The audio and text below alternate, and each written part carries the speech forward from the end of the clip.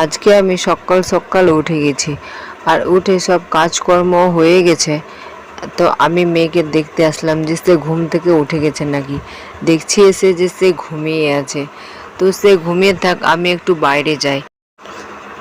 তো হাতে ব্রাশ নিয়ে এবার আমি বাইরে যাব। তো দেখি যে আমার কাকিমাও ঘুম থেকে উঠে গেছে। দেখছি যে ওইও বাসন টাসন ধুয়ে নিয়ে আসছে। আমি বলছি যে চলো বাইরে যাব। কাকিমা বলছে ঠিক আছে চ যাচ্ছি। তো আর এর দিকে দেখো পেঁপের গাছ। এর তো কয়েকদিন আগে পেঁপের গাছগুলো লাগালাম, দেখতে দেখতেই বড় হয়ে গেল। তারপরে কাকিমার আমি ওখানে ইয়ার্কি মারছিলাম আর মুখ ধুচ্ছিলাম। তো মুখ ধুয়ে বাড়িতে চলে আসলাম।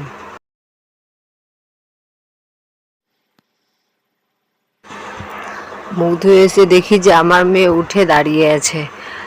সে আমাকে ডাকছিল কিন্তু আমি শুনতে পাইনি। আমি বাইরে মুখ ধুতে গেছিলাম।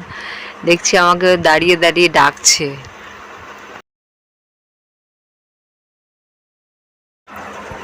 আমার মেয়ের খাওয়া দাওয়া কমপ্লিট। এবার কাকিমাদের বাড়িতে গিয়ে সে নাচছে, নাচ দেখাচ্ছে।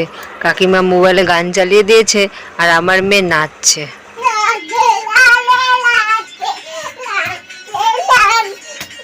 ওরকম নাচে, ভালো করে নাচ।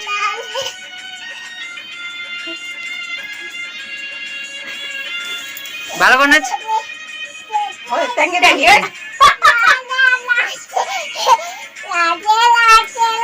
রাধে রাধে।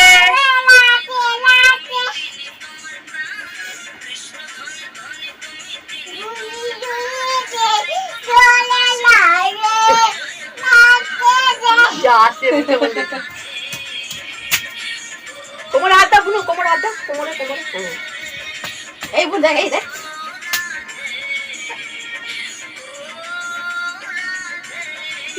একে নাচে ভর্তি করবো, 3 বছর পূর্ণ হোক, তারপরে নাচে ভর্তি করবো।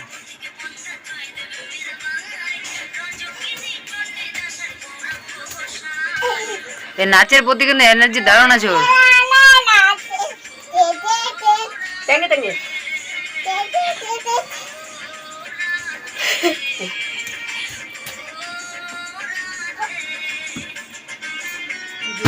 কালকে দুটো আম দিয়েছে, আজকে দুটো দিয়ে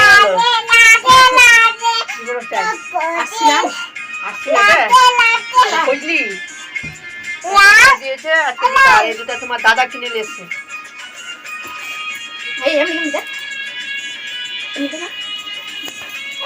এমনি করে আমি আছি। নাচ শিখাও, লাল নাচ শিখাও।